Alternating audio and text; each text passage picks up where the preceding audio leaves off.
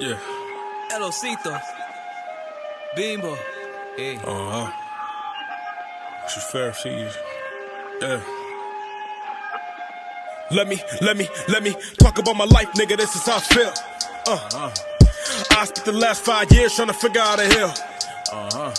For real, I step between the balance, being rich or being killed. Yeah.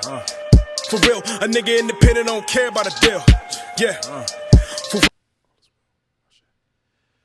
Well. Here we are again, huh? The number one podcast in the city of Los Angeles. That is the Unselfish Behavior Podcast. I'm your main man, King Q. I am here with the squad, the team, legends, energy. Oh, it's a different one today. I know I say that every time, and I'm going to continue to say that every time. But it's very, very, very, very, very, very different today. We got a full moon outside, I heard. We got a full moon outside. A lot of power going on. Filming day. I never usually say when filming day is. Filming day right now is 10-10. That's right. 10-10 right now. Very powerful day. I am extremely beyond honored, blessed, and just all around in true gratitude for who's here with us today. I take a lot of pride, my brother, in sitting with what I like to call legends. Legendary individuals, moguls, boots on the ground, got a mission. They out here teaching the people they're not selfish, hence the name Unselfish Behavior Podcast. But this brother right here is absolutely phenomenal. I had the beautiful opportunity of meeting this guy actually at my fucking day job. You hear what I'm saying? A few months ago, like 2 months ago, maybe. You see what I'm saying? Yes. Give or take 2 months ago or so. Had the beautiful opportunity. The universe aligned us. We know that. And ever since we met, it has been a phenomenal connection. It's been all about teaching. It's been all about admiration. It's been all about enlightening and evolving and elevating together as brothers. So I'm extremely honored to have my dear brother here, my dear friend, my guy. Y'all clap it up for Leonard in the building, man. What's cracking? Yeah. AKA Baron Somedi today, apparently. Is that what's going on? As you see. Yeah, in the flesh. We give him honor. Matter of fact, we give all the Orishas. Now, Baron is not an Orisha, as we know, but he can signify Eloah, one of the Orishas. So we want to, acknowledge that.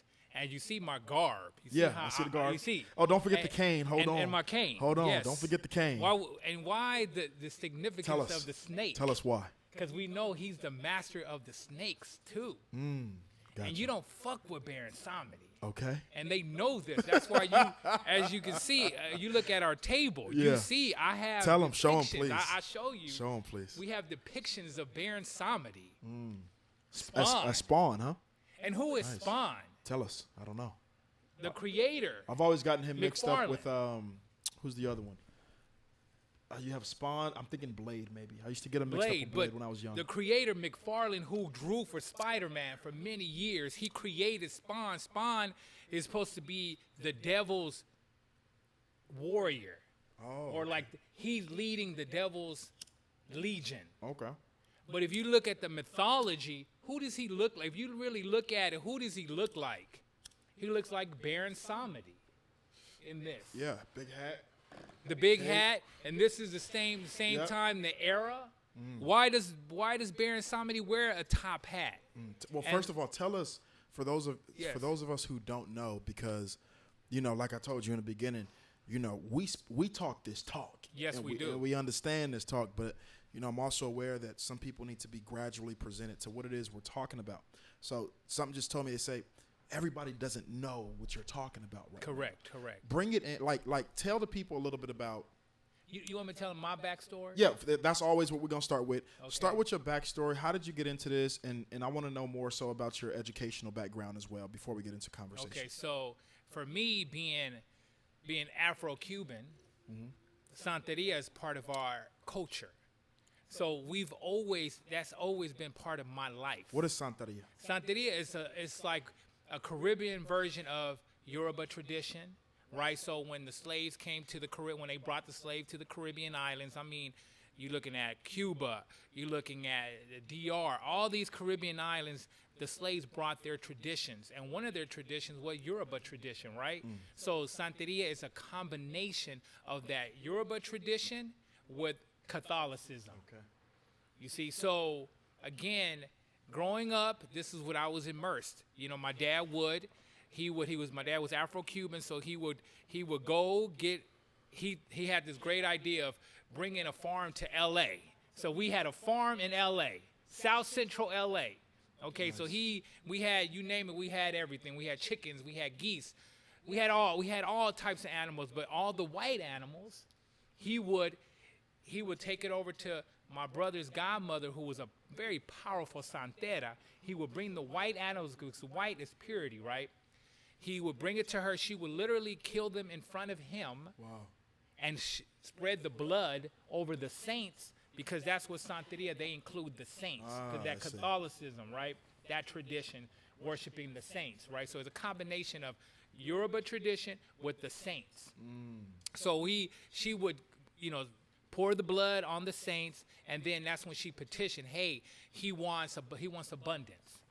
So as a child, I was be exposed to this. Wow. This is all I knew. It was normal to me, right? Wow. So as I got older, I started, dibbing and dabbing here and there, but I didn't really get into it after, years later after my education. And we can talk about my education.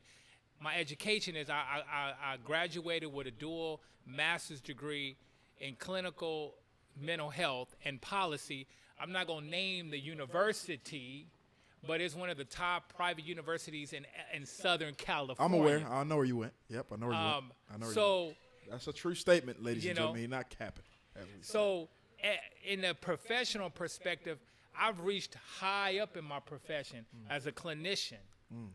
The Western education does not compare to the ancient traditions or talk to me a little bit about that, because that feels like something that a lot of us are clearly aware of. The fact that the teachings, the everything from our curriculums in school to when we were young, it never really felt, me as a young black kid in the hood, like I never really related to the history that they were giving us, and I always felt like something was wrong, something was off. This can't be, white people can't be the face of every inventor, every single discovery, every single smart person.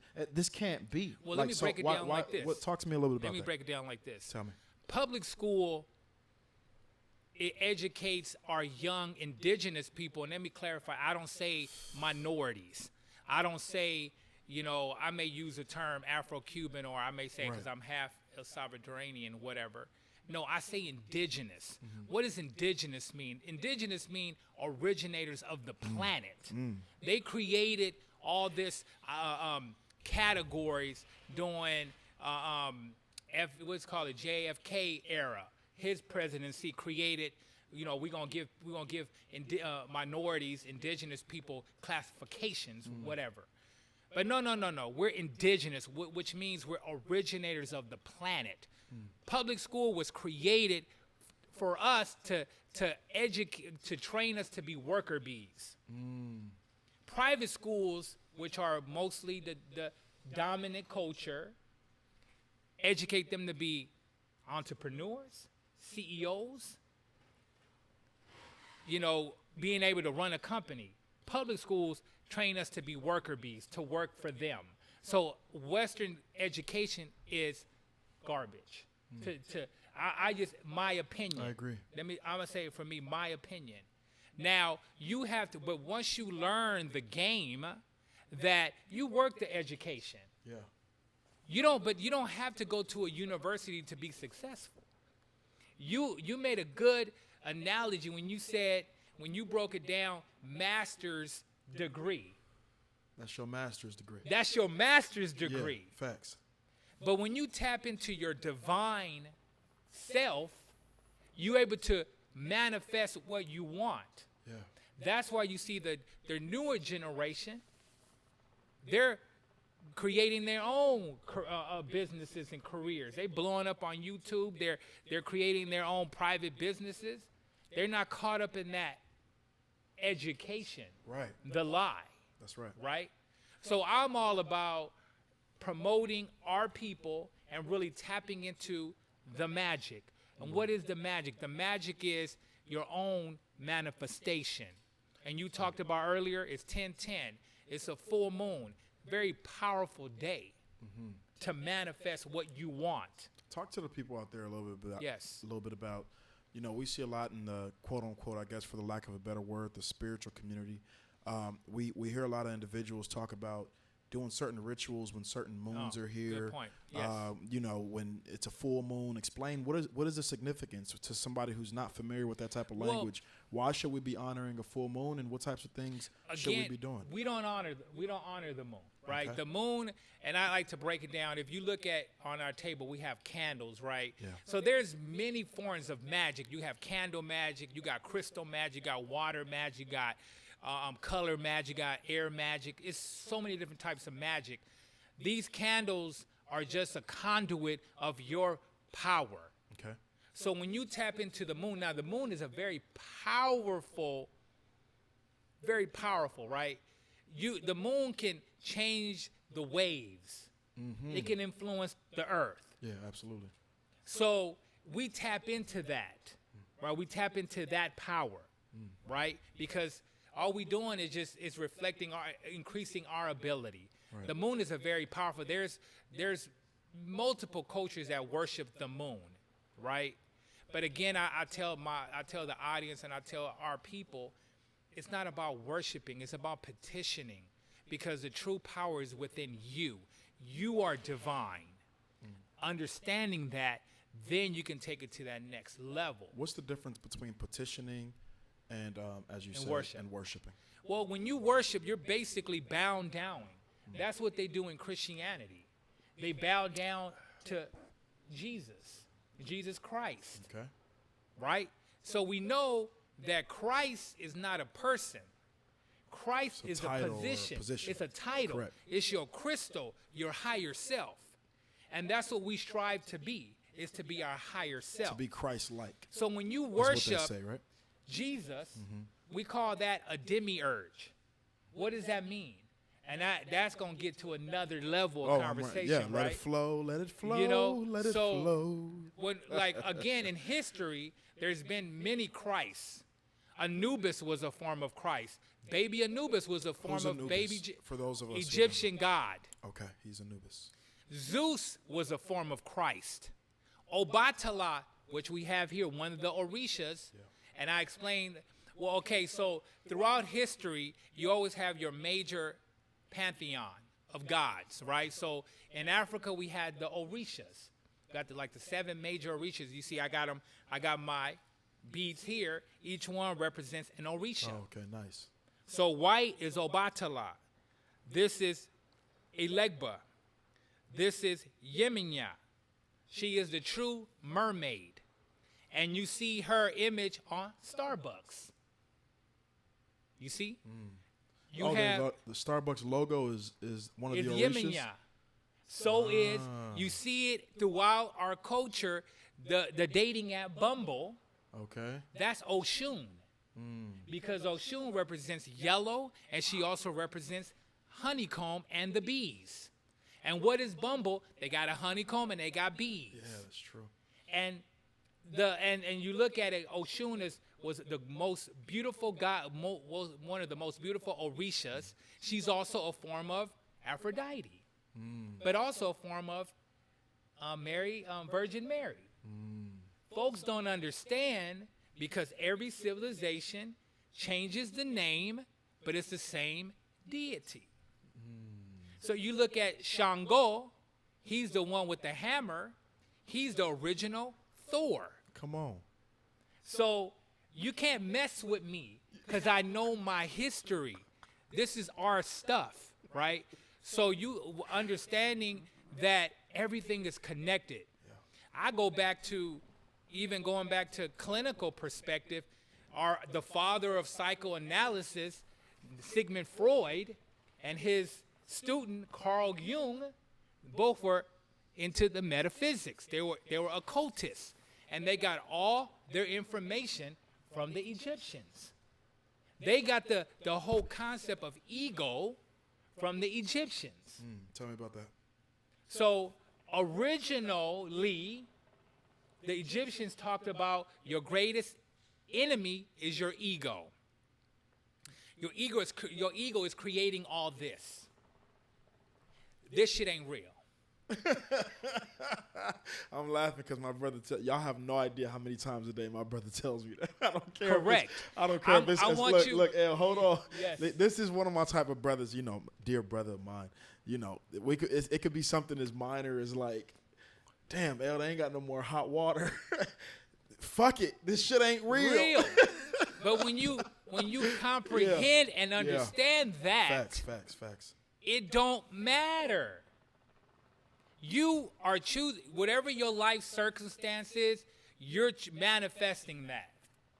I always say quantum physics, law of attraction. Marvel talks about a lot about Because they physics. into the metaphysics. Did you know Walt Disney was into the occult?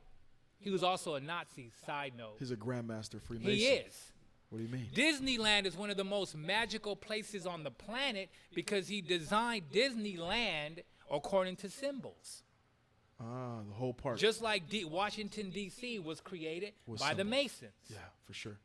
So this is scholarship. This is known fact. So Walt Disney, all the higher-ups, Steve Jobs, was into the metaphysics. They don't tell you that, but that's known history. That's known what they do. But getting back to the ego is keeping us here, keeping us attached to people, to objects. Everybody I want a new car. I want Gucci. I want all this foolishness when it don't mean nothing. When you get to your higher self, the Buddhists know that. Come on. The monks in China, they don't have nothing. They don't own nothing because they know that it's meaningless. And they so advanced that they can literally hover because they're tapping into that higher self. Buddhists out there levitating. Yes. Come on. This is facts. Because they know this is meaningless. You know what I just thought about? Huh? You guys played Street Fighter in the 90s? Remember Street Fighter? Jasper, you remember fucking Street Fighter, right? Who is that tall, skinny African nigga that was he meditates and he floats? The black nigga with the bald head with the long arms? Right, I know you're talking What's about. that motherfucker? Yeah. Somebody's going to tell me in the comments. Somebody's going to tell me in the comments. What is that nigga's name? But when you said the monks be levitating, I don't know if he's into Hinduism or Buddhism, but one Hindu of those. maybe, Yeah, yes? yeah. Okay, got you. But you understand that But no, I get it. all this is connected. Yeah. Every religion, I was talking this earlier, the three major religions on the planet, we're talking about Christianity, we're talking about Islam, we're talking about Judaism. They all have their esoteric versions, the real versions, right? So we're looking at Christianity, it's the Gnosticism. We're looking at Judaism, is the Cabal. My guy Elder has the Cabal book. Okay. Very. Hold on, we got to shout him out. He's awesome. Yes, he is. This is my herbalist. I just introduced him to my good brother Leonard. We went to his house the other day. Had a powerful fucking sit down. He's also your uncle now. He's also your herbalist. This brother is like, I call him Morpheus. For those of you out there that's looking for cleanses, I'm going to shout him out right now. Why not? Yeah, absolutely. For those of you out there looking for holistic ways to cleanse, holistic ways to diet, holistic ways to lose weight, treat certain diseases, whatever the case may be, what's understood never, ever has to be said. You guys understand what I'm saying? If you need anything along those likings, please DM me on Instagram at IamKingQ_. Again, IamKingQ_. And then I'll send you over his number and his name personally. But he's a great brother. His name is Dr. Askia. All right. Phenomenal. So let's continue. I want to open this conversation up in a minute, but finish that point and then we're gonna open this conversation up. So we're talking about, again, going over with the three major religions. So I just mentioned Christianity is it's the Gnostic scriptures. What I have an example of the Gnostic Which one? scripture is this one right here. This one? Yes. That is the Gnostic scriptures that anyone can purchase, and you read it for yourself, and you'll see how similar the Bible reads from this. Can you describe that cover real quick? I see the snake eating the A snake, that's the snake, and you see that's okay. like this Adam and Eve. yes, the serpent. Adam and Gotcha. Eve. So again, if you guys want a real understanding of Christianity, get this book. It's very fascinating. Bentley Layton's The Gnostic Scriptures, really good read. But again, all religion has their esoteric versions. Again, Judaism has the Cabal, and that's really at another level. Again, these esoteric versions is not religion. Yeah. They tap into the metaphysics. Islam is Sufism. Fascinating stuff. Yeah. Understanding this, then Speaking to her for me. you understand, you get a better grasp of religion. We don't practice religion. That is mind control. And like Elder said, when they first came into Christianity, they came into slavery. That's right. He said, Elder told us, he said Christianity was introduced to us at the same time as slavery. So he said, do the math. How Very powerful powerful. is I never that? heard nobody say it like that. How powerful Introduced is at the it? same time. Correct. Mind control. And Christianity is the most ritualistic religions out there. Let me explain how. Every year they practice, we got Christmas, we have Easter. What do you do during communion? According to Christ, you eat of my flesh and you drink of my blood. That sounds like a ritual to me. Sound like a cannibalism. Exactly. And you have billions. I'm sorry, I'm not. I need to say this. I need to Say your truth. this. I need to say this, and I love my people. I love my audience, my community that I've built here at Unselfish Behavior Podcast. So you guys know that I honor everybody. I love everyone. I don't want to lose anybody, and I am empathetic towards understanding that a lot of what we're saying is unorthodox to people. A lot of what we're saying is unheard of or looked at as weird or crazy. No, guys, I want you to understand. Y'all know King Q sits with every person, whatever. If you have a perspective, I'm going to sit with you. And that is what life is all about. So I don't want you guys to be lost in the sauce, so to speak. I know some of y'all out there like, Q, keep going. He talking that shit. Like, we can understand, but I'm also as one of the teachers up here, I'm also aware that all the students are not on the same consciousness. Right. So and, just keep that in mind as well. And I say that every religion is a puzzle piece to that greater understanding. Does truth exist, though? Does it, though? Does truth exist? That is one of my main questions when I think about life. What is truth? It's only something that you agree on. I read the book, The Four Agreements, and it talked about that. It said that there is no truth exists. There is no truth. The only thing that we would agree on that is truth is something that you agree to. Correct. Once we agree to something, we bring it to life. It's how we're going to talk about it, but like summonsing, if you receive what you believe, you understand what I'm saying? That's why every religion can look at you and have a resume of like, no, this worked for me, this worked, because you receive what you believe. Right. But I'm also aware of like, what is truth? What does that mean? Does truth exist?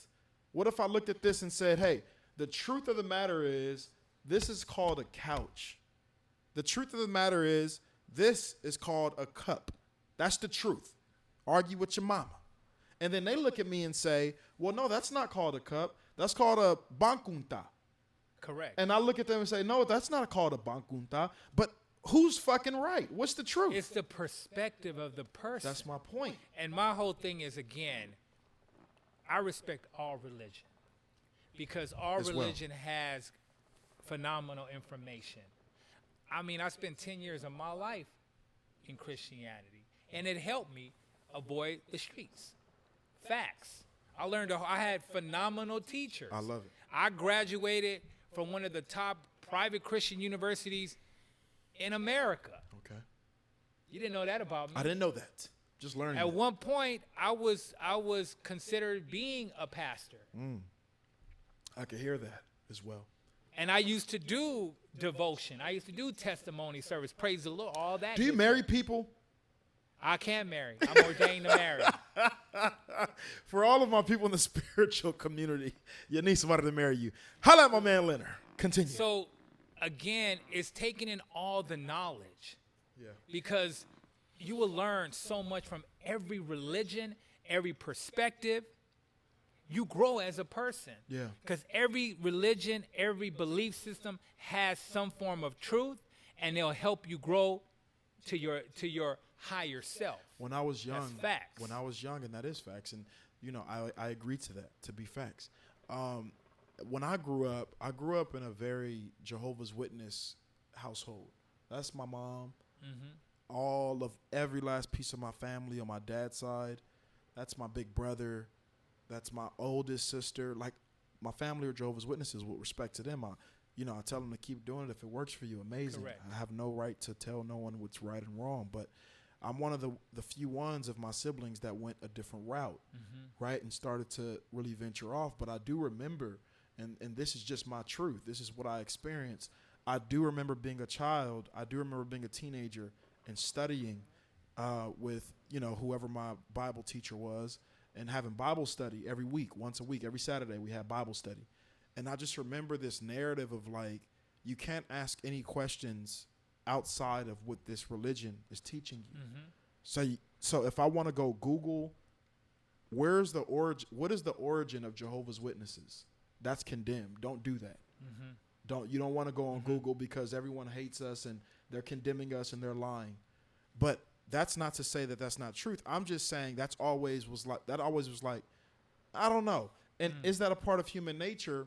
I think it is. To where when you're told not to go somewhere, you want to go there even more. Correct. That's the thing. Like, think about the story of Simba and Lion King. Mm-hmm. He holds him over Pride Rock. He shows him the whole land.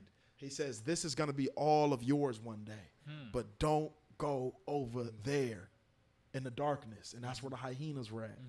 He said, don't go over there. You can have all this. That sounds a lot like the story of Adam, doesn't it?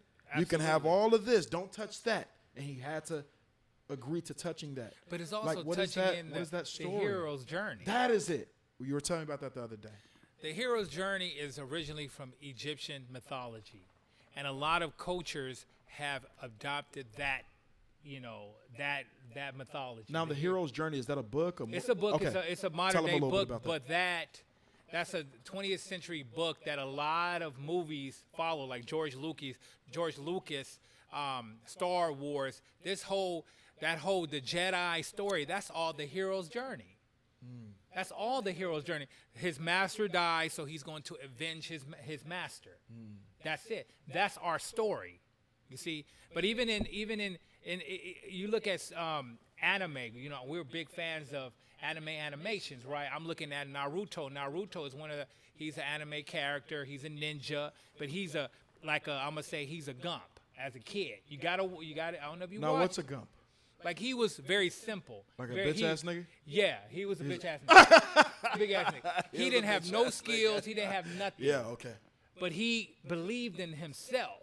He was an orphan. Come to find out that his dad was the Hokage, and Hokage is one of the strongest ninjas in the village. That sounds like the story of the Avatar. Correct. The last Airbender. They all get their ideas from the Egyptian lore. Sounds like Goku. Correct. Yes. Sounds like Neo. Yes. Hold on. Wait, let's talk about. Sounds like Simba.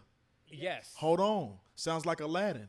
Yes. Hold on. It's a lot of movies out there with that story. Well, now. Because the movies today. Okay, let me break it down. Let's break down the movies. Let's talk about movies. Back in the day, in ancient times, you look at Egyptian or Greek civilizations. They told their story through hieroglyphs, right? They had pictures and stuff. Correct. So our mythology today is movies. Okay. It used to be comic books, but now we got sophisticated and we do movies, right? So you look at a lot of movies are telling our story and they're telling the magic. Like, for example, The Princess and the Frog. Come on. The Voodoo Man. Who is the Voodoo Man? Looks a lot like Baron Samedi. Baron Samedi, all day. You look at, and you talk about The Matrix. Matrix, the creator of The Matrix, black woman, very metaphysical, very conscious woman. Neo represented the Christ. I felt that when I was a kid. Correct. I'm like, this story is too familiar. This guy's Jesus. Yeah, and even his name, like Anderson. What was his full name? His name was Mr. Anderson. What's his fucking Thomas first name? Anderson. Is it Thomas Anderson? Thomas Anderson. But if you look at his apartment number, I believe it was Yeah. 313 or I something. saw a YouTube channel that was yes, saying this exact this shit. is Okay. numbers represent something, Okay. right? Numerology, right? But she gave you little bits and pieces in the movie. Morpheus is in lore. Morpheus is the god of dreams, right? So he was guiding Neo to reach his. Actually, Morpheus was a true enemy to the Matrix. You know that? Absolutely. Because the agent said he is the most dangerous man alive. Even more dangerous than the Than one. Neo, yes. Yeah. Because Neo, he was the 7th version, the last version, number 7. Think about that. So again, I always tell people you have to really dissect these movies because they're giving you they're showing you in your face that they're working the magic, right? So you look at. Again, now we're talking about the new, and the technology with their shows now is off the chain because now they got that movie Sandman I told you about. Yes. Sandman It's on is Netflix, Morpheus. right? He's Morpheus, right? So Sandman is Morpheus. He is the god of dreams. But if you look at it, he's a sibling to other deities. They have the deity of death, which is played by a black woman because the greatest goddess is the black woman. Facts. They know this. The origin of man, the black woman. She represents life and death. Correct. So you look at that. So the Sandman, his partner was a crow or a raven. Okay, I saw that. Because we know that the crow, they're super intelligent in real life, but they're also the guide to the dreamland, They had a lot of crow. Oh, they had the crow imagery in the show Moon Knight. Correct. The fucking guy with the big crow head Yes. and the fucking okay. Yes. So they're tapping into that.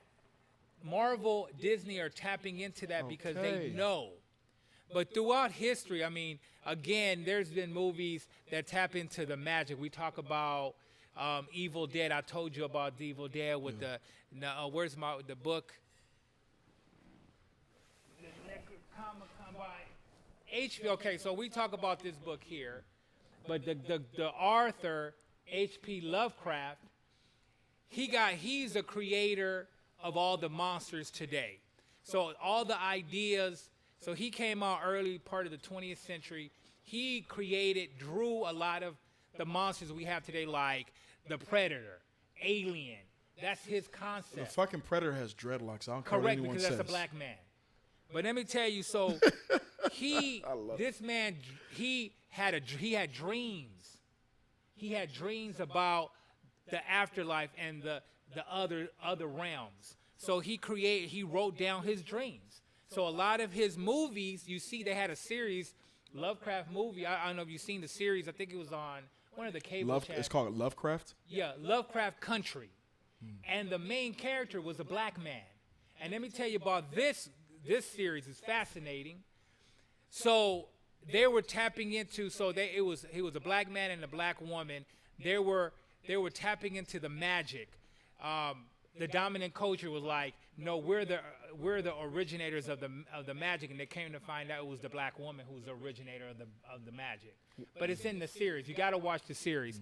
But H.P. Lovecraft, he's the father of horror types of like creatures. But a lot of his creations came from his dreams. And they were saying he was tapped into that realm.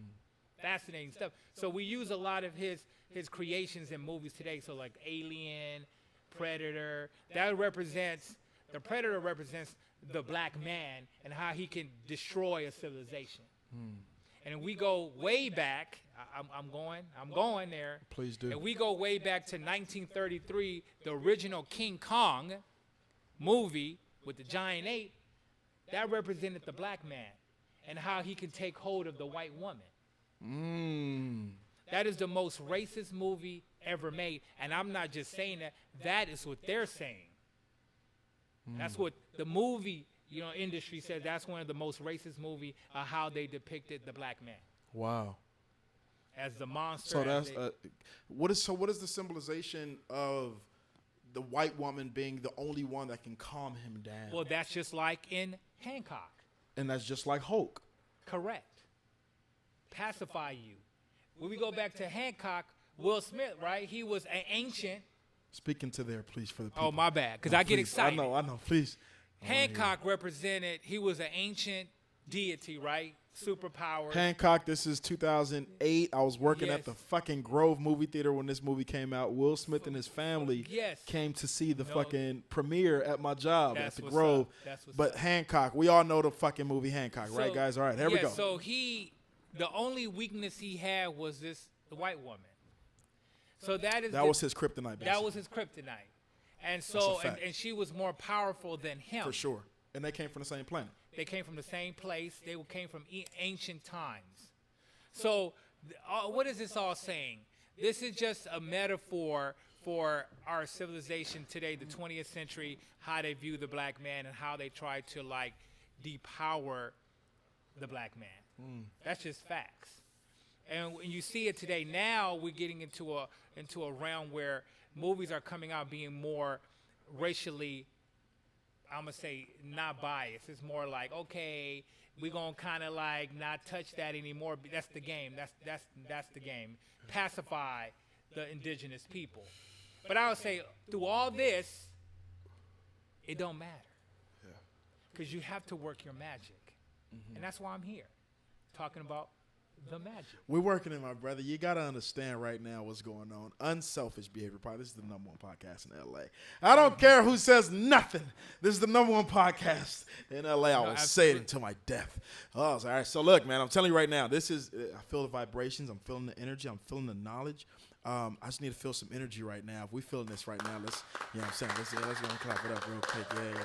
This is a treat for me, just because, no matter how low I've gotten in life, no matter how off track I've gotten in life, I know that this is my passion.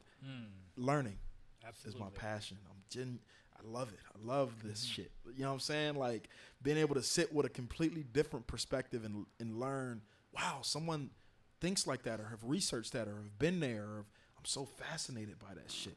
Like, so I want to open this up. You know, something that's present right now in society. Let's open up something that's present right now in the culture. And you know, this is very important because, you know, we've been having a lot of controversy around this in this matrix, in this society. We've been having a lot of controversy about it. And that's this new series that just came out on Netflix called Jeffrey Dahmer, the monster, something, blah, blah, blah. But this Jeffrey Dahmer story, everyone's talking about it right now. So on Netflix, did you get a chance to take a look at it? I have not taken. It's pretty fucking insane. This guy Correct. was a satanic worshiper. This nigga was I knew that before the eating series. niggas. Right, because they don't Fuck. talk. The reason why he got caught is because his coven reported him, because they've been doing that for centuries. They said that. For centuries. I didn't even have to look at the series. I knew that. I knew been knowing that. Yeah. So they reported him because he was going. He was going independent. Wait, so you're saying he was an agent? He was sent to do No. He was doing his own thing. So they typically do rituals, right? His coven did rituals, and they would eat people. What do you mean his coven? So his Community? his secret little group of witches. Okay. So his own little secret society, I'm gonna say. Okay, good. They little group. Okay. That's what they do. They were eating black folks for the energy, for whatever purpose they want to do. He went off, he did his own thing. He went independent. I was like, you know what, I'm going to go, I enjoy it. I can't do it once a month. I got to do it every day. Yeah, it's too good. Exactly. It's too good. I want variety. I want to go, you know, they tripping doing it once a month or however they do it, right? This nigga had hearts. Correct. He was frying them. There was a scene where he's making food. I'm a fucking idiot. I'm sitting at home high as shit. And he takes the fucking meat out the freezer, opens the meat up. Spoiler alert. Sorry, guys. He opens the meat up, and he's making it. He's putting salt and pepper on it. I'm like, wow, he's making a nice-looking steak. It's a fucking heart. This motherfucker was making a heart on his skillet for dinner. Yes. To eat it. And he said it made him feel as though his victims would never be able to leave him. I watched all of his real interviews, and Cord even, they interviewed him a lot. He has a lot of interviews on YouTube, Jeffrey Dahmer. And he was saying how they asked him, well, where did the eating of people come from? Where did your desire to eat people come from? And he said, it made me feel like my victims would always be with me. I always had a piece of them. And I just fell in love with this fascination of being dominant and control of people. They said, well, was it racially stirred? He said, no. He said, my first 6 victims were not even colored. He said, my first 6 victims. He named them. This guy was white. This guy was indigenous. This guy was Mexican. This guy was, like, I had no preference of color. He said, I was just my physical attraction. Whoever I was attracted to physically, that would become his victims, and then he would always want. That's a script. He said he would always want a piece of them. What do you think about this? That's a script. Okay. Come on, now. Tell me about this puppet show. This man, again, you got to understand, like, they want to make him like this oddity. Like, okay. So do you think he killed more people than 17? Yes, he did. Yes, he did. Because I thought 17 was pretty low, and they said the niggas been killing for centuries. I'm looking like 17, that's not really a lot. I mean, no disrespect, right. but, you know. No, but I know what you're saying. Most serial killers kill way more than they even proclaim. In the 50s, 60s. Yes, and you got to look at it. For some reason, the human psyche is they don't want to admit to a greater number because they don't want to get in trouble even more. Like, how more can you get? You know, you on the death row. Like, what else? Right. But that's that whole human, like, oh, I don't want to get even in more trouble. Like, it don't even matter. Right. But I think also my perspective, my opinion, I think it was a script. I think the higher ups told him, you know what, you need to just keep it. We're gonna tell you what to say. You know why that's not so far fetched? Because I'm looking at, ever since I watched the documentary, not even the documentary, the movie. It's really a movie. It's not a documentary. But ever since I watched this shit on Netflix, I've been fascinated with this nigga's story. Like, I've been looking up old footage of him. I looked at every interview. This dude is like, that's the goal. I'm like, how is he a celebrity serial killer? Who does this man, like, you feel me? Like, he's a celebrity. How does this happen? But look at the mind control. For them to even have it on Netflix, TV, yeah. on Netflix, it is an agenda. Yeah, why do Because they know people and keep folks watching TV. people dressing up like him as Halloween? That's what I'm What? telling you. People You're are honoring him. You're summoning him. Folks are getting mind controlled. They getting mind fucked. Like, oh, I'm gonna watch him. I'm gonna dress up like him. Why? Summons him. Correct. You can summons that energy. You watching it? Yeah. Come on, yeah, and it's you're like awakened. what kind of mind says I'm gonna look at? He said he was fascinated with. They said, where did your fascination come from of cutting open your victims? All of your victims were cut open. He said, well, when I was a child, my dad would take me up and down our street to find dead rodents on our street, and he would take them back to the house and we would dissect them. And he said a story of when he was in 9th grade.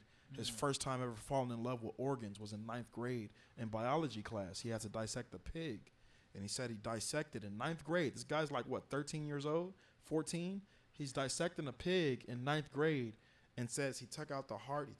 He was so fascinated by it. And then he said that the fascination turned into an obsession. I just became obsessed with it. It transferred to animals and then to humans. I just wanted to see what was in them. He's so open with his shit too. He's like, not even, he's like, I know this sounds weird, but I just wanted to see what a heart looked like. I just wanted to see what intestines looked like. I was obsessed. But it's normal to him, right? It became normal. Yeah. It's a part of who he is, because you understand a lot of our behaviors.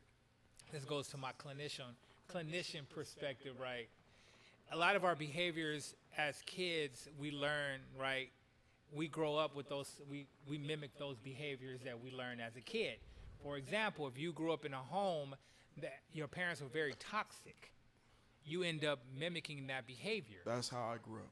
Right? So you have that what we call attachment theory, right? Unhealthy attachment or healthy attachment, right? So if your parents were very abusive to one another, you end up as an adult to mimic that behavior. That's facts. That's the human condition, right?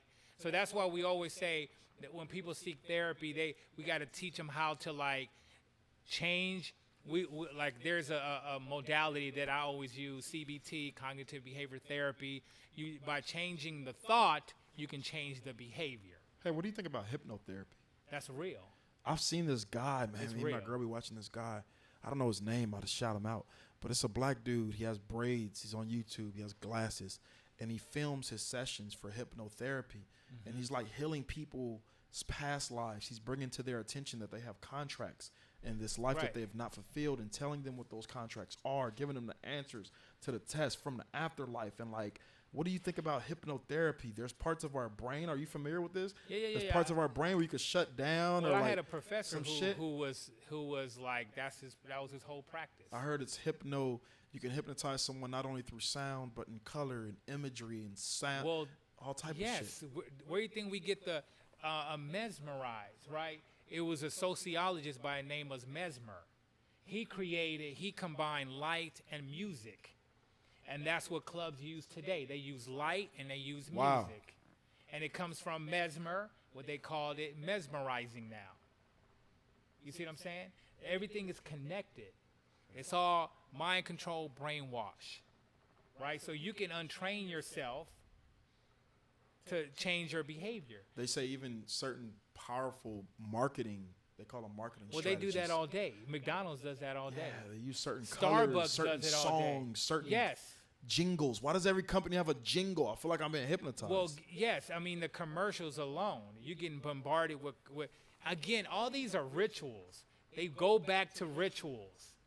You see what I'm saying? Like everything that repetitively, you see it over and over again, you're going to want it. So when you go to the movie theater, the first thing they put on the screen before they show the movie is popcorn and Coca-Cola. yeah, they And do then that. you're like, I want to get that. They fucking do that. But that's the whole mind manipulation. You can hear the crunch of it. Correct. You can hear the sip. So I'm saying, of the this Coke. is bow down to what we talk about. It's the magic. It's the ritual. They're using magic on us They are all day long, nonstop. and people don't even see it. That's the sad shit. That's why I sit with so many different perspectives, because I want to see it. I don't want it to be walking around this bitch like a fucking zombie. I gotta see it. I gotta see what's going on. Yeah, I mean, do you really want to know the truth? Yeah. Like, do you really want to know when you open your eyes, you're gonna be like, damn, I want I'd to get like out to of know here. that. I'd like to know that. Yes, I would. There's a video game that it's a British video game that the person in the game is like everyone is taking pills, right? You take the pill, everything is Candyland. The moment you don't take the pill, you see it's like Armageddon. Stop right there. What movie am I fucking thinking about? That motherfucking movie. Is it called The Good Guy? With Ryan Reynolds? Yeah, no, Good yeah, Guy? no, it's the What is that fucking movie where they put the glasses on and they see this different world, they take them off, and it's like all fucked up? yeah. I know you're talking about. He wears the blue shirt. Yes. His name is What's that fucking nigga's name? Is it Good Guy? not Good Guy. What's it called? I'm gonna fucking look it up right now on the he, spot. I have to know right now. But they're showing you. They show you all the time that we live in the Matrix. Take it, to the audience. Take it or leave it. It's your choice. They reveal a lot of stuff to you. I think is it The Good Guy? Right. But it shows you the reality that what we live in. Free Guy. Free Guy. But even the name. Fucking Free Guy. Even the name. That's his fucking name. It's the fucking Free Guy. Right. That's what it was. I Continue. mean, but they show you. I mean, you ever seen Black Mirror? No. I'm You going to tell have- you why. I started watching Black Mirror when I was homeless. I was at my mom's house, 2017. I was watching the, what is it called? What's it called? Black Mirror. Black Mirror. That's when I first got in. I wasn't even dabbling in my, like, spirituality yet. I was, like, entering personal development. Like, I was entering a very, very, very, very, very, very, very, very premature stage of, like, seeing life in a different perspective. Huh. And so I wasn't ready for it. I watched it. I watched a few episodes of that at my mom's house, and I started having anxiety. Really? I wasn't ready to see the truth. Correct. I wasn't ready for it yet. Yeah. But I have to go back now and watch that shit You have to. because I'm ready. And you have to also see it's another series on Amazon Prime called Upload. So basically, you can sell, you can pay to be uploaded. So they copy your soul. Wow. And they put you in, like when you die, they copy your essence and they put you in this virtual world. Okay. You gotta watch it. It's called Upload. Upload. Blow your mind. Yeah. Like, dude is living there, and if his family doesn't put more credits in, he freezes in this game. Wow. But in his mind, he's alive. They cloned his soul.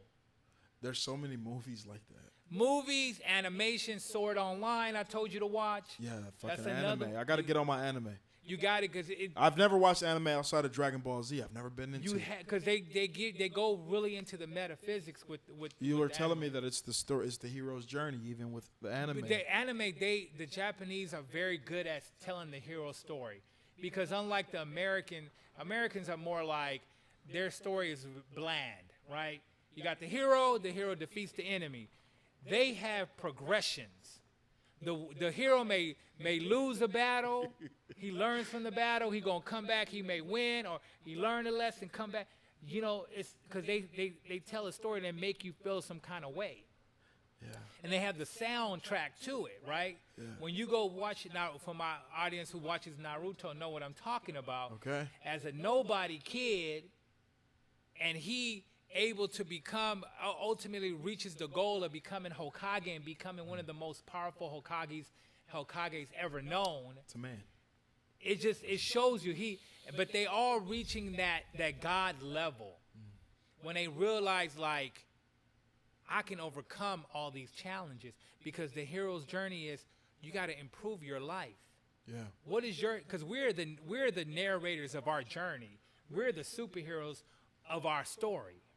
Is what you make of it. If you don't want to have a purpose, do you? But I tell you, we all have a purpose, whatever that is. I know my purpose. I'm gonna fulfill my purpose. Ashe all day. And that's why I try to encourage our people. Like, what is your purpose in this world? You're the narrator. Come on. What are you doing with your life? Hold on. What are you doing with your What life? are you doing? Are you caught up with fashion? Are you caught up with, things? How about this fiat? It's money. A lot of people worship money. Yes, but you look at it. You take out a dollar bill. It's just a piece of paper, but it has symbolisms in it. A lot of symbolism on the money. And it gets you, when you look at it, you get drawn into that. You got a $100 bill. You look at it. You're like, I gotta have it. correct. Because the bill has Masonic symbols on it, and it gets you caught up, and you're like, people don't even know what those symbols are. Look at the dollar bill; it has a triangle with the third eye on it. Think about that. Think about that. Right there, clear as day. And it says annuit septis. Yes. You know what this means? Latin. Annuit septis and some shit. But you hear what I'm saying? People don't even see that. They don't care. They don't care, because they think the dollar is so important. The dollar has no intrinsic value. And then when you have the face of this slave owner on it, Bingo.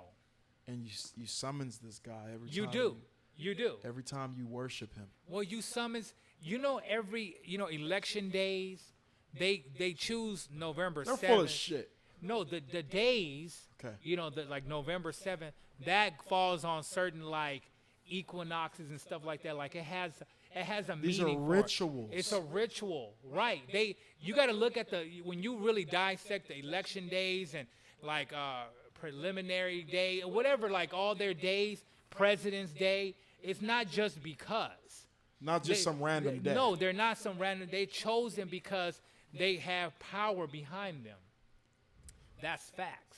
I believe that. But we don't understand that. We think that, it's just another holiday. They doing big time rituals with these holidays.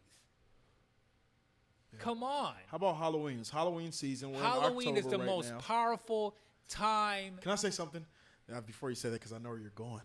But last year was my first time in my entire existence. I'm 31. Last year was my most funnest year. One of my most funnest years. I explored a lot. But I also allowed myself to do things that I generally wasn't too comfortable doing just because of my upbringing. I'm trying to still, like, break away of a lot of the fears of different analogies and perspectives. but I celebrated Halloween last year, 3 days in a row, and I felt like a kid, bro. Correct. I had so much fun dressing up and, thinking about what costume am I going to wear next and things of that nature. But for us, Western civilization, Western culture has taught us that Halloween is a day of maybe creepy shit or scary shit. Is Halloween something we should be scared of as a people? Because I want to also highlight that throughout this conversation of like, what is the information ultimately that we're trying to get out to our people? Because that's generally who we want to wake up in a sense. I hate using that word, but like, because it makes me feel like, oh, I'm saying I'm woke, and no, I'm not talking about that.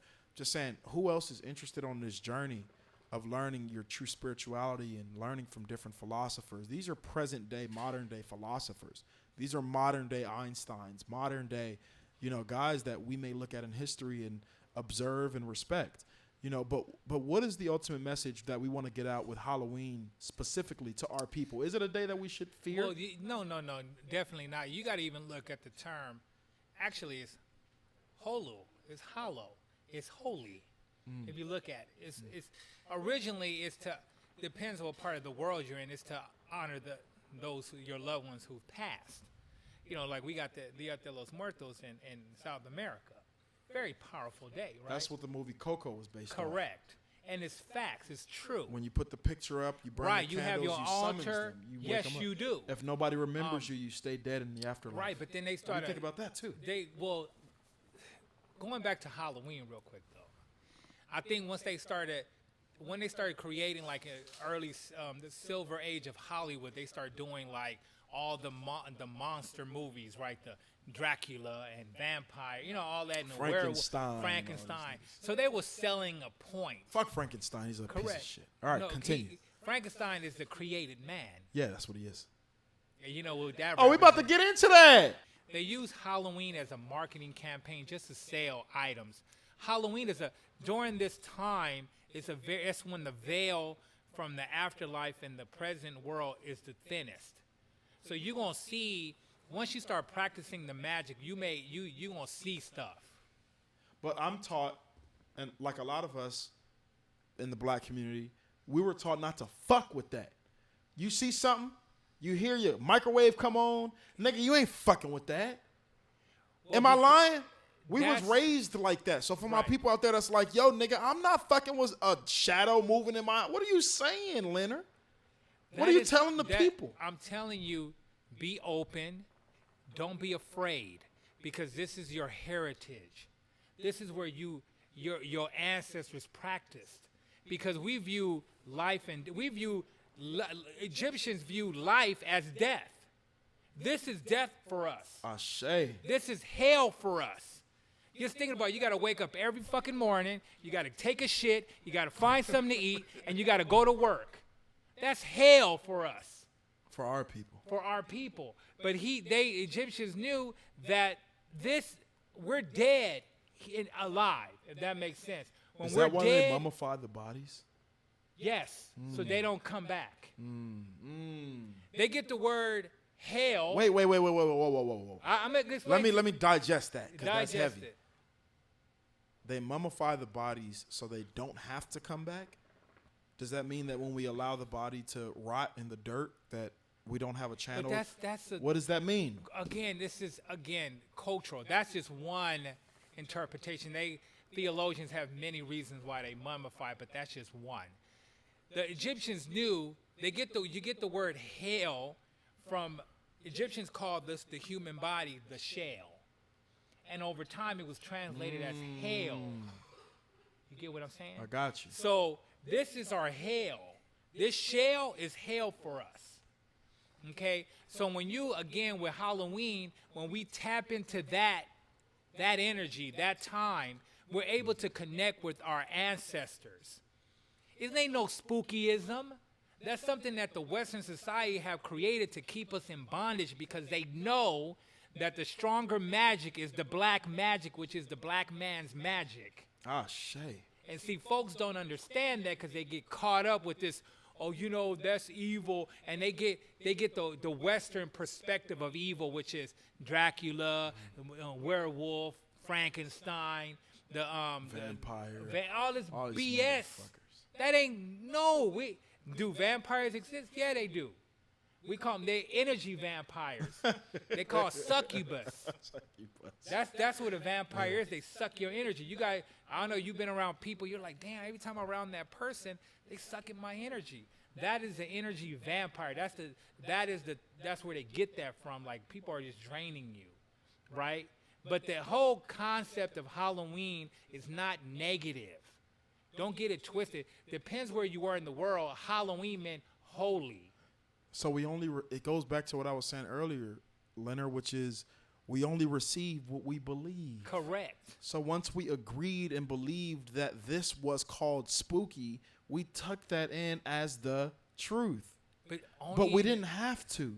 What if we would have done the opposite? Correct. I'm so like passionate about this part because what if whoever at whatever point in history they introduced Halloween to us as a creepy day or a werewolf as a creepy entity. Whenever that was, they drilled it through us so much that it became our truth. It became our perspective. Correct. They transferred their perspective. Now it becomes our perspective, and we've agreed that it's ours. What if it was the opposite? What if you were viewed since a little fucking tiny little baby that a werewolf was beautiful? Right. What if that's all you've ever known was that a werewolf was beautiful, gorgeous? But it depends on your culture. That's my point. The indigenous people, also known as the Native Americans, which I don't use, I say indigenous. Ashe. As I So do explained, I. you know. Because the planet belongs to us. Yes. Ashe. They believed in their shapeshifters, right? Their changelings. Are these the reptilians? No. I'm Okay, talking about sorry. the indigenous who transformed into wolves. I like talking about reptilians. I know you do. Yeah. But if you, again, it's according to your belief system, your religion, or your background. Everyone's perspective is different. Like again, the indigenous people. And let me talk on that real quick. The indigenous. Speak. We say indigenous because it means the originators of the planet, and they've distorted that term for centuries. For example, in Australia, they call the indigenous people Aborigines. Ashe. Right? Correct. And what is the term ab, the prefix ab, what does that mean? That means anti. So when you put the word together, it means anti-indigenous. But people don't think. It's all spells. That's why they call it Correct. spelling. That's why, as I said before, the English language is we have words because when you write down, when you're writing a paragraph, you're spelling out a word. You're creating a spell. It's only a few languages on the planet that have what do you call it? Words, right? Because a lot of the ancients, like Chinese, they have symbols. Israeli have symbols. Yeah, correct. But we have words. We have syllables, right? So we're spelling out, when we write out a paragraph, we're spelling out, we're writing out a spell. So when you read LA Times, you're literally reading a spell. Think about it. And they're getting you caught up. Okay, today, we had in LA Times, we had a incident in downtown LA. Somebody got shot. You're reading that, amplifying that. And take it in as the truth. And you take it in as the truth. Wow. That's some. That's why ingenious. there's this fucking clip that was going around on social media a while back that was showing, I'm not sure if you guys seen this, but it was showing different brackets of news stations all saying the same exact thing at the same exact time. Correct. So all the news stations are reporting the same thing all around the country. They're all saying the same script. It's scripted, by the way. So I didn't know that either. I didn't know that news anchors are reading, we call them teleprompters. It's a script. Yeah. So they're reading literally what they're being fed to read. Yes. That doesn't mean it's the truth, guys. Right. It doesn't mean that the world is a chaotic war place. That's the perspective that they're feeding What's you. that Yes? movie that came out in the 80s with my guy, he was a wrestler, Roddy Piper, and he wore those glasses? The buff guy. Yes. Super buff. He had one like maybe deformed muscle or something. Yeah. He came out in the movie. He wore black glasses, and he saw aliens. Oh, I know what you're talking You know what I'm saying? about. I got his face in my head. And it was, that is a great movie to watch that shows you how the mind control, how they work. So the advertisement, when you wore the black glasses, you will see an advertisement that is selling like perfume, but actually when you wore the glasses, it says, "Fear us," or "We in charge." It was a subliminal message. This is the guy with the skirt on. Yes, Roddy Piper. It was a fascinating, really good movie, like that came out in the 80s. Okay. And it showed you like the truth. Like this is how they control you. Anyone that's on TV is allowed to be on TV. Anybody just go on TV is to be no. All the newscasters. Everyone's selected. Selected. That's fact. Ordained or selected. Selected to continue to promote that propaganda, whatever they're trying to do. And that is nationwide or worldwide domination, controlling us indigenous people from really tapping into our magic. And we get a lot of distractions. Yeah. A lot of distractions. We had the pandemic. Yeah. Overnight. Hurricane Katrina. All these Katrina. hurricanes. All the Katrina time. was a big time ritual, and that was, some would say that was a ritual, a sacrifice offering to Baron Samedi. Because you had a lot of, they even said a lot of babies were gone missing to this day. And a lot of bodies were basically, U.S. government was like, hey, we need to do, this is what the metaphysical occultist community is saying, that, hey, Bush did that because he wanted to do a offering to Baron Samedi. Because you got to understand that the deities don't give a fuck if you white, black. They don't care. If you worship them, they're going to acknowledge you. I have a very interesting question. Very interesting question. And I know that we talk about a lot, and, you know, everyone knows that, you know, I'm a student to this life, to this reality. I'm just trying to learn different things. And I hear, you know, us discuss certain things when we're together, you know, that I feel like sometimes, man, if we put that out to the world, that'd be powerful and informative. One of those things are, you know, you talk to me a lot about our historical origin. You talk a lot about origin of, you know, the indigenous people, our people, but you also talk a lot about the origin of Caucasian people, right, aka white people. What is your perspective on, if somebody asked you a question of, let's say, Leonard, I don't know, for the lack of a better question, I guess I'll say, are white people real humans? I've heard different analogies on this. I've read different books on this. I've heard all types of shit. But what is your perspective? Are white people real humans? What is going on? Well, I'm going to say it like this. I'm going to be very conservative with you. The information that I obtained out of my research and also reviewing a lot of the masters out there, and one of my masters I want to give a shout out to is Bobby Hemmett. Okay, shout out to Bobby Hemmett. You know, he is a phenomenal occultist, alchemist, you name it. He came out in the 90s, mid-90s to the early 2000s. He explained, he has a book that is called The Artificial Human. And according to his research and according to what his studies straight out of Egypt, I break it down. So when Napoleon invaded Egypt, originally, we know Egypt is originally called Where is Napoleon from? France. Gotcha. So when he invaded Egypt, originally called Kemet, they entered the Library Alexandria, and on the walls of the Library Alexandria was in the hieroglyphs they showed the depiction of the created man. They showed two images of the two original races on the planet. This is an ancient Kemet. This is coming from the Library the Egyptians. Alexandria. Got you. Yes.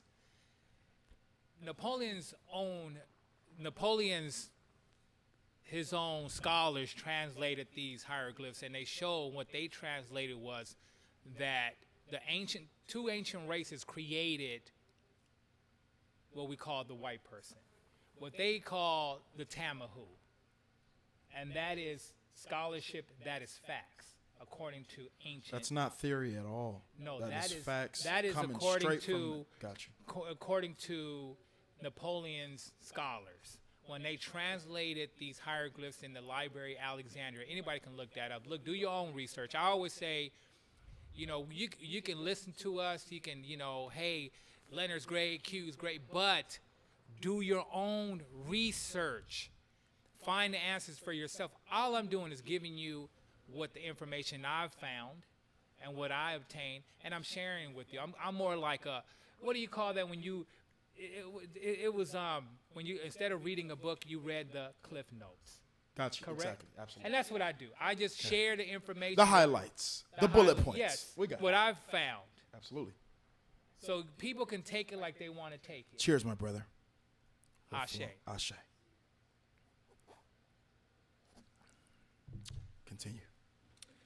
So again, we talk about this world ain't real. You know, I always say that. But So are white people real? I think they as real as we are. But we always talk about, do people have a soul? That's what makes a person real. If you have a soul, correct? Yes. Everyone doesn't have a soul. It's 11:11, by the way. Ashe. Ashe. May we continue. Everyone doesn't have a soul.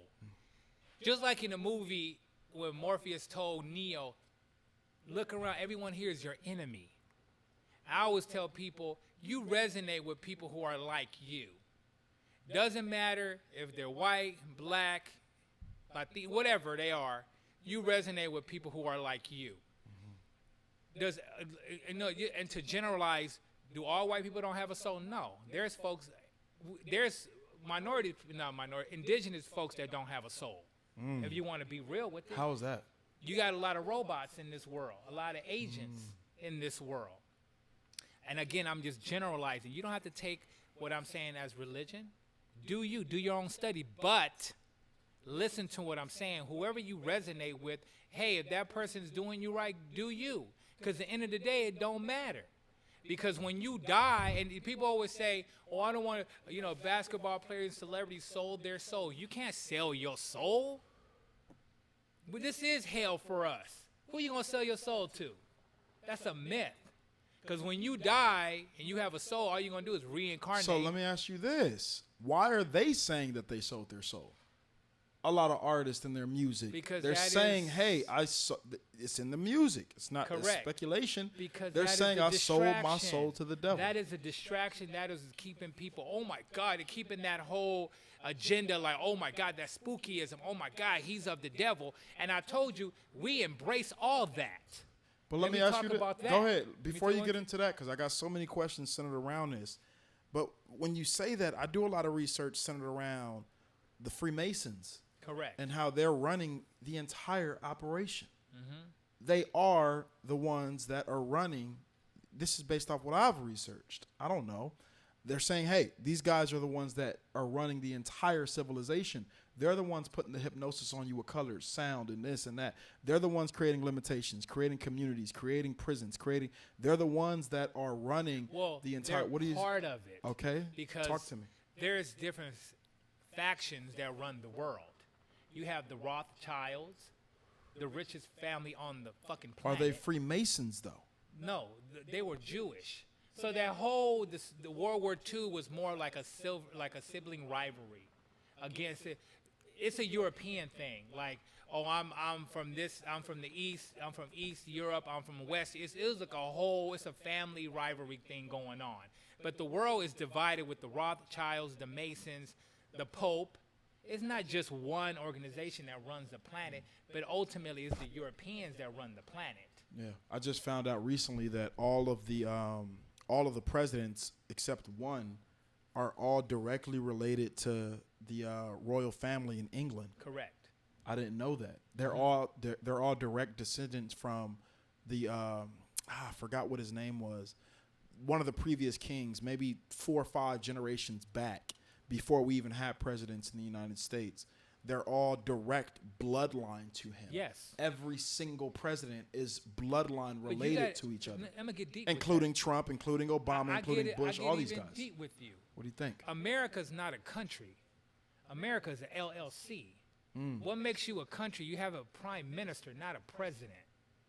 That's facts. Anyone that knows that, we are a penal colony. That's why we have penal codes. We're still under British rule. We're not a country. And that's the misnomer. People think, oh, we're America. No, We still under, because that's why every time a new president gets elected, what does he has? What if he has to do? He has to go to London and bow down to the Queen. That's right. Every single one of them did. Obama did it. Trump did it. Bush. They all did. That's a fucking fact. I just had the image in my mind. Correct. Wow. So now they have to bow down to King Charles. They gotta go out there and bow to the Queen of Yes, England. because we are a penal colony, just like Australia is a penal colony. Wow. Because remember, Australia, when Great Britain sent all their ex-cons, their criminals, to Australia. Speak in there for me. Speak in there. To get rid of all the indigenous people. Yeah. And now it is a penal colony. Australia is a penal colony, just like America, just like Canada. That's why when Queen Elizabeth died, they did in Canada. They did a whole, like we're honoring Queen Elizabeth and all that, because they're also a penal colony. Wow. This stuff is real. Yeah. It's fucking But, real. A piece of me I feel kind of conflicted on these two different analogies, and then we'll jump to our next topic, because this one's gonna flow, Jasper. I'm telling you, Jasper, this one's gonna flow. We're gonna flow on this one. I feel that very present. But one of the things that comes to my mind are like these appointed puppets, is what I call them.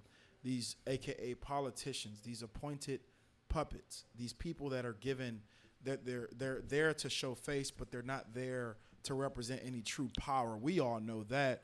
We treat presidents like they're the prime decision maker. Correct. And they have to go through certain legalities in order to pass laws, in order to do anything. They have to get permission. They have to get votes. They have to get somebody else to agree. So are they even the ones in power? But I think often, like, okay, a part of me is like, based off the research I've done, a part of me is like, okay, the presidents, let's just use the presidents so that we're not covering every single, influencer or face or celebrity. Presidents, for example, I am aware, and talk to me a little bit about this, I am aware that they're under mind control, actual mind control. MK Ultra. I'm aware that I've seen research, I have seen videos of behind the scenes shit that got leaked from presidents. I've seen on certain websites. If you'd like to know more, please DM me at IamKingQ on Instagram _ IamKingQ_. And I'll send you what I found. But I've seen the process of a president prior to an interview. I swear to God, no lie, like on my daughters, you know what I'm saying? Like, I've seen a video of a certain president to where before his interview starts, before they say lights, camera, I swear to fucking God, before they press lights, camera, action on the cameras, the president is literally like this. And then you see somebody next to him whisper some shit in him, and he comes up and he's like little fuzzy. Like, you clearly see he's not aware of what the fuck is going on. And then they go rolling. And then he says, "How you guys doing? Welcome to."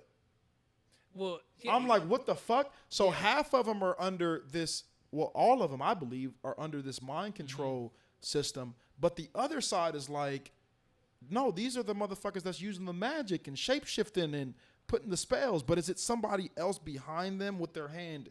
Correct.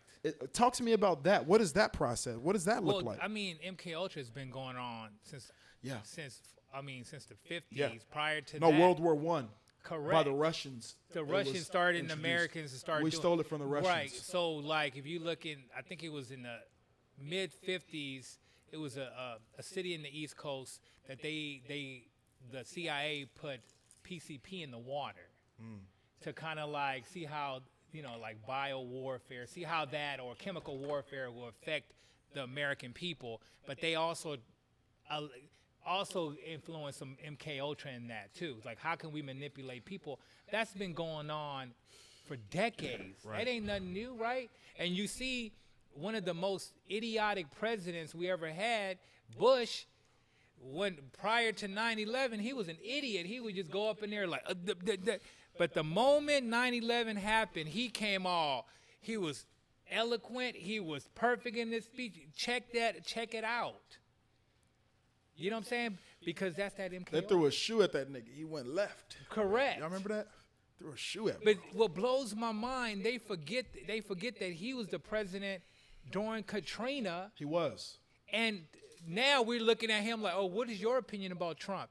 What motherfucker? This is the motherfucker that got killed. How many people in Katrina? It's so crazy you say that because I remember when Obama was going out of office and the perspective and the mindset of society was like, fuck, we about to potentially go back to hell, mind you, because prior to Obama was Bush. Correct. And I remember how, like, when I was young, people treated Bush like he was like Trump now. Correct. So I heard that they go through this process of like Democrat, Republican, They do. Democrat, Republican, Democrat, keep you balanced. You know what I'm saying? You have the evil, then you have the good. You have the evil, then you have the good. You have the evil, then you have the good. You have the so for example, it's like BS, a president goes in. I've never understood this even as a child. A president goes in that we're so irate about. We go out and vote. We promote. We say, yo, we have power over who's next. When really we don't. We know that, but we do all this. We put all this energy behind a person that, for one, doesn't even have the actual power. They have Correct. to go through a process. And then for two, these motherfuckers are all in the same family. How can you trust any of these guys behind closed doors? I don't trust none of them. But again, to learn. I've never voted in my life. That's good. I never will. You're not part of the matrix because when you vote, you're giving up your right of owning part of this U.S. Because that when you vote, you're giving up the right. Because again, it's an LLC. So if you don't vote, if you vote for a president, you're giving your stockholder rights or whatever. That's like another talk. But anyways, with going back to what you're saying, with like if you look at it now with the whole abortion bill being unturned, right? Yep. And that's all the fucking game. Roe and Wade. That's a game because they know that the red states, a lot of the red states, their number of white birth we're dropping really low. Okay. Because you notice it's mostly only the red states that are promoting that, and all the blue states like California. California is a purple state. Don't get it twisted. But California is one of the states like, oh, we're not going with we don't agree to that. We're gonna still do abortion. I see the billboards that say correct in LA. Like, because depends on where you live in we the will country. always be an abortion Right. city. Depends where you live in the country. If you live in a more red state, they gonna promote, not no abortion. But the more blue city, we're gonna promote abortion. It's a fucking game. Let me ask you this then. It takes me to the next topic of relationships, right? We talk a lot about this too. We talk and intertwine the two between relationships and morality because, we have morality. Yeah, we have No such discussions. thing. Don't exist. We have discussions at work to where you're telling me like, yo, morality is a Western way of Correct. thinking. That is not your. Can I explain? Explain two things. I want you to touch on both, but talk to me a little bit your perspective on relationships, monogamy, for example. Let's just say that's the more generalized, most popular, being with one person, and then the other idea of morality, which is operating within a certain set of rules. Touch on both of those for me. Well, I think in relationship, when I'm in a relationship, I honor the relationship. That's just me. We have choices. It's not When right you say or wrong. honor the relationship, you mean Like honor your agreement between? And I think it's all about when relationship. We can get into not even touching the magic or even touching like the metaphysics. It's being, what do you want in a relationship? Communication, trust, right? Communicating what you want with your partner. Hey, this is what I bring to the table. I want another partner. I want to have that. What is it? Sister wives. That's my jam. That's what I want. There's nothing wrong with that. And if you're not cool with that, that's fine. But you have to communicate what you want with your partner. You can't just be assuming stuff. And then when you find another person, like, what are you doing? You didn't communicate that with me. It's about communicating what you want. And that's what I do. If I'm feeling the woman I'm with, I'm gonna be a one-woman man. Like I don't need to have multiple women to be satisfied. That's just me. You know what I'm saying? Depends how I feel. I may feel different a year from now. But it's also communicating. Well, the ladies are going to ask you. They're going to ask you. I just heard them. They said it in my head. The You ladies go. are going to ask you, well, what about us? What if we feel like going to a different man? Or what if we feel like we want some more dick? Are we cool to do that? You can do whatever you want. Okay. You can do whatever you want. You can. But it's niggas again, out here it's breaking about- windows but I'm and saying going to jail. They're that's, mad. Again, you attract what you are. If you in a toxic relationship, you're toxic. I think sometimes a lot of time women feel like I keep attracting a-holes. I keep attracting narcissistic men. I get that all the time when I do couples therapy. I'm like, you attract what you are or what you're familiar with. Typically, women marry their fathers. And men marry their moms. Well, what if they don't have a father? They never had one. Correct. Then And what then do they have attract? daddy issues. And then they trying to like supplement the guy they're dating for the father figure. So they want that masculine energy. Adding A whole lot of pressure to a relationship. When I say you have to communicate what you want and what you need, being honest with each other. You see what I'm saying? Because that's what it boils down to. What makes you happy? If you being with one woman don't make you happy, don't be with one woman. If being with one man don't make you happy, don't be with one man. Find what makes you happy. But we're caught up in this Western thinking that to be in a good relationship, you got to be married to one person. That's some bullshit. That's a Western mythology that don't go nowhere. Then they want you to get a ring.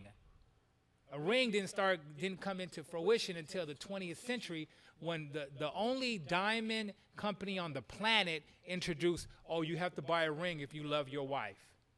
Because we know the diamond has no intrinsic value. It's worthless. It's worthless. Gold is more valuable than Correct. diamonds. But that's a fact. That's a Western concept that, hey, you got to get a diamond ring if you love your And we woman. saw that. They sold it to us. We agreed. Correct. And we move accordingly like fucking robots. And you understand that in your life, you can find multiple twin flames. Or Talk about that.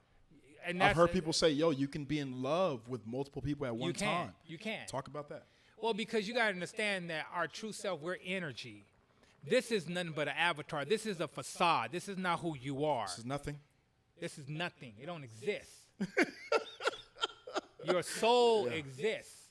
Yeah. So you can remember, so when you meet someone that you resonate with, it's your soul connecting with that person's soul, because we all come from and I'll say this, the true God is the true goddess Mayat. Facts. That's Egyptian. Because you're like, when people say, well, God is a man. How? God, the only woman create life. It's only the woman that creates life. Because the true God is the goddess. In Greek mythology, the goddess Mayat, but it's also the divine. And the vagina creates life. Ain't no penis bring out no life. It's the vagina that brings life. Think about that, right? So there is no such thing as masculine energy. That is a myth. That was created by the Roman Church. It's the feminine energy divided into two parts. You have your feminine, you have your creator energy, and you have your warrior energy. And a great example of that is the deity Kali. Kali is a creator of life, but she's also a warrior. She can take life. Yin and yang. Correct. You have to have that balance. So it's the feminine energy divided into two parts. Masculine energy was created, the term, from the Roman Church. To empower the men. Correct. And to minimize the woman. Because they know that the true goddess is the woman. Motherfucking woman. I always feel like the women should run everything. It'll be should. a way Why more not? peaceful world. Correct. Can you imagine if all of our world leaders were only women, all of our councilmen, all of our presidents, all of the elite powers, But you got to understand, it has to be a balance, though. Yeah. Okay, well, tell me about that. Man, we were not just created just to not exist, right? We were here for a balance. Everything has a balance. In the animal kingdom, there's a balance. In the fish kingdom, everything's a balance. You got your male and your female. Has to be a balance. You can't just one gender takes over. No, because it'll be imbalanced. Imbalance, chaotic. Yeah. You insane. want to have that balance, in every aspect, right? But again, what you're saying, if a woman wants to have multiple men, do you be that divine whore? Because there is a divine whore. Are you all right?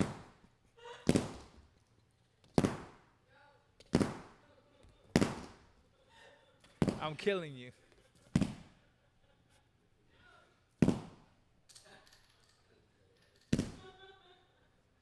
I'm going to move your coke out the way. I'm killing you. Hey, yo! But Hey, yo!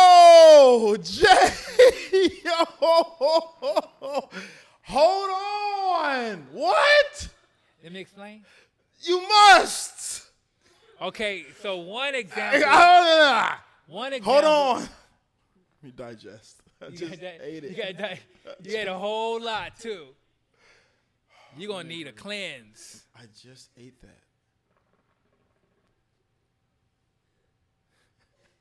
I just heard that from my ears. From my brother I Leonard. told you I'm gonna go. Leonard, you're not fucking around? I'm not. You know I never fuck around. Please. You be the divine whore. So one of the You desire one to of the be. divine whores is Ishtar, or Where's my tip? Oshun is a divine whore. Aphrodite is a divine whore. Where's my tip? Thank you. See, we live in a male-dominated society, so when men hear that, they're like, "Oh my God!" Does this what? go both ways? If a man Correct. wants to be. Correct. Come on. Correct. We just have to know our place, Agree. right? We're both whores. Hey, I embrace that. Please. I'm laughing not because I'm disagreeing. Trust me, I'm not. I want to Look. say his name so bad. The nigga that walked by our office the other day like a robot. Oh yeah. I'm not going to say his name, but this is just fascinating. But see, that we want clarity, right? Yeah, I understand. That's why we had the clarity candle. I lit understand. it up. It's here. Again, stop. We get caught up in gender. It don't fucking matter. Can we talk about morality? Well, before you do that, I want to talk to the people that just talked to me right now. They say, well, when you say gender doesn't matter, what about individuals that are a part of the same sex? And why is that agenda being promoted so extremely heavily right now? What's the agenda with promoting guy on guy and girl on girl? What is that agenda all about? I've sat down with many philosophers right here, and they've told me different perspectives. What is yours? Well, I think it's also, we talked about having that balance, right? There's a balance in everything in life. There's a balance. And I think by promoting, same-sex genders, it's kind of throwing off that balance. Now, again, I'm not telling people, hey, you can't do you. That's what because again, gender don't matter. It's the energy, right? Because you got some men, like, we heard about, like, the masculine energy, feminine energy. Some men, like in the same-sex relationship, some have more feminine energy than their counterparts. We see that right? in society. And so, to me, the outer don't matter, ultimately. So it doesn't matter. It don't really matter. People can do whatever makes them happy, whatever they resonate with them. So what do you say to the people that are in the spiritual community that say, no, Leonard, no. They're promoting the same sex because they're a part of this agenda of depopulation. They're trying to depopulize the earth. They don't want us to procreate anymore. They're trying to take over. They're trying to fucking AI everything. They don't want more. They don't want any more humans. So they're promoting same sex. What do you say to the people that say that? It don't fucking matter. I say this: destroy this fucking planet. Destroy it, because end of the day, we're good. We're gonna live on regardless. We're gonna live on anyway. So they can do. And I tell you right now, these top governments, and it's never going to be no nuclear war. Don't get it twisted, because they know if they destroy the planet, they will cease to exist. Is that why they're moving to different planets and creating different? They're trying to. They're creating. They already have civilizations built in space right now. I saw that. The movie Elysium taught me That's that. an example, yeah. They motherfuckers that again, got cities out there, states, I'm countries already. And they also promote like green earth and recycling. Fuck all that. Don't ask me. I want North Korea to bomb America. Hold on, don't say it too loud. We on YouTube. Don't say it too loud. Well, let me take that back. Yeah. We want them to post us. We tell them we don't want that. We gonna edit. We that don't out. want that one. Jay, No, get but us right. My point is that it don't fucking matter, because it's not gonna happen. It's not gonna happen. They're not gonna destroy this planet, and they can it's how many people on the planet? They said 7.5 something like billion, that. Billion, right? yeah. So they can. It don't matter. People get caught up in all these conspiracies. Stop focusing. All that is distraction. Focus on your own spiritual growth. Focus on that. When you get to your higher self, you're gonna notice. You're gonna see that this don't even fucking matter. When you're gonna be at a level where you're gonna be like Charlie Brown, and they the parent, and all you gonna hear is wang, wang, wang, wang, wang, wang. It ain't gonna matter to you. That's where the level you want to be. All these little side agendas don't mean nothing. Well, let me ask to you this. Divine. Let me ask my brother this, because you were Morality. talking to me. You know, we have a lot of conversations, and one of the ones, it's kind of still centered around relationships, but you're telling me about, like, what is your perspective of cheating? What is that like? I don't exist. What is that? That's nothing to me. Tell me, what is that? Well, we get caught up in morality. And why is it called that? You were telling me some shit. Cheating is just... You're talking about peace, like if a woman disrupts your peace, that's cheating, or some shit. You were breaking down some deep shit. You know, sometimes I let the spirit guide me when I talk. You don't even remember. I don't even be remembering stuff I say half the time. But again, we talk about, because that goes along with cheating, goes along with morality, I think, a little bit, because it's like, hey, it's not right to cheat. Or again, people gonna do what people gonna do. When I date someone, when I date a woman, I tell her, you know, if you cheat, you were always about to cheat. I can't control what you do. You're going to do you, because people going to ultimately do what they going to do. You can't control it. The only person you can control is yourself. And if you decide to stay with that person who cheated on you, it's how you feel about it. Your woman cheated on you, how you feel? You feel like, damn, you disrespected me. You let it, like me, if a woman cheated on me, sure enough, I ain't going back to you, because I'm not having no seconds. I heard that. That's me. That's how I feel as well. You see what I'm saying? Yeah. I don't want you. You already tainted. Yeah, everyone's had you. Correct. You're for the So world. I'm like, that's just my You're perspective. for the streets. I don't want to go that far. But I'm just saying, that you have to do what's best for you. Yeah. Cheating, if I cheat on a woman, well, I let them know from day one, like, you ain't doing it for me. Yeah, And I it's just not do me. working. It sucks. It's not working for me. I got to go elsewhere. Yeah. But because of my personality, I can't just be like, okay, I'm cool with you cheating on me. That's just me. Yeah. You got to know you. Facts. That's it. Is it immoral to cheat? No, it's not. It's not. Anyone that says it's not immoral, because I think sometimes we get to a point where we put ourselves higher. In a general perspective, in like Western thinking, we put ourselves higher, like in a high stature. Like, oh, they cheated on me. It's your pride. It's your ego getting stroked. Like, oh my God, you cheating on me? You cheating on me? That doesn't make it the truth. It doesn't. And I think we project our own anger onto that person who cheated on us, so we feel like, oh, I must not be good enough, because ultimately, it's people do what they do, and they feel a certain kind of way because we as human beings, we want to be loved. That's why we leave a relationship, we break up with someone, because we have the fear of breakup. We have the fear of not being loved. That's what it breaks down to. That's fucking real, huh?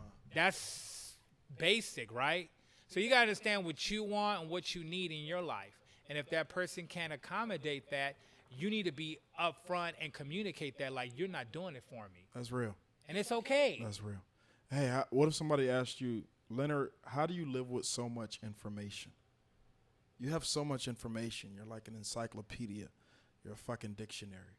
How do you live with knowing so much? Well, it's because it's my divine side. You've surrendered to it. Correct. I like how Elder said, he said, you want to gain knowledge to ultimately gain wisdom to gain understanding. Yeah. Isn't that awesome? Absolutely. I'm a student of life. I love to learn. That's just me. Same here. You know, and I love to hear everybody tell their story and just take that in, because we all have a story. We all do. And we're the narrators of our story. Absolutely. You know, doesn't matter if you're like a homeless person or you a prostitute or you're living on Fifth Avenue. Don't matter. We all have a story to tell. Or if you're a goddess whore. Correct. A divine whore. A divine whore. And it's a lot of them swear You that got to they get are. some T-shirts made right there, divine whore. And it's a lot of them that think that they are. You got to do it. Like my homegirl said, she called herself a divine puta. Hello. I heard that. Yes. So we're gonna do this like this, man. This has been one of the biggest treats for me. This has been a true joy to my spirit, my soul. as you say, my brother. As I say. And this has been absolutely phenomenal. And one thing I can guarantee you right now, my 3 daughters, we will do a part 2 in a different setting as well. We possibly may be at the elder's house. We possibly may be in a garden, but we're going to do a part 2, me and you. You remember this moment. We're going to do a part 2 with Leonard because this is awesome. It's one of those conversations that can go 5 hours, and we just can't go 5 hours tonight. Correct. Is what I'm saying. So what we're going to do, man, is just thank you so much. We're going to do a quick true or false. I had them down as questions, but I just want you to just simply say true or false. Should Black, indigenous, Latin people get back to their ancestral roots? True or false? We should get back to our roots. True or false? What do you think? Are you opening it up to everyone? To you. Oh, to me, absolutely. We have to tap into that. That's our magic. Okay. Next question. True or false? Indigenous people should get back to doing altar work. What do you think? I mean, if they really want to, I'll say yes. I say true. I say they need to tap into, having an altar helps you tap into your ancestry. Mm-hmm. True or false? Black, indigenous / Latin people, the original people, we should all get back to polygamy. Ashe. I would say that's according to the individual. No, what do you think? If you were What the I fucking think- president of this world, what would you say is the I fucking say, law? do you enjoy your life? Okay. And if that's doing that, do you. If that makes you happy, All right. And the last one. yes. True or false? You guys ready? Unselfish Behavior Podcast is indeed the #1 podcast on the planet. True or false? True, absolutely. Absolutely. My brother, I Yes, love sir. you. I thank you, man. I am overjoyed. I'm beyond the top. I'm extremely grateful to know you again, my brother. Very familiar. Thank you so much for finding me. Thank you to the Most High for allowing me to find you, my dear brother. May we continue to build. May we continue to teach. May we continue to lead by the best example we possibly know how. So thank you so much. Shout out to October. Yes. Shout out to Halloween season. It's getting real spooky here on the Unselfish Behavior Podcast. Shout out to the team. We got Jasper in the building. We got Danny in the building. We got Danny's queen in the building. All of Chile in the building. You know you got my queen in the building. You already know. I go by the name of King Q. We got my brother Leonard here. We got the Unselfish Behavior Podcast. And we out. You know what it is, Ziv on the beat, yeah. Legendary, level, yeah.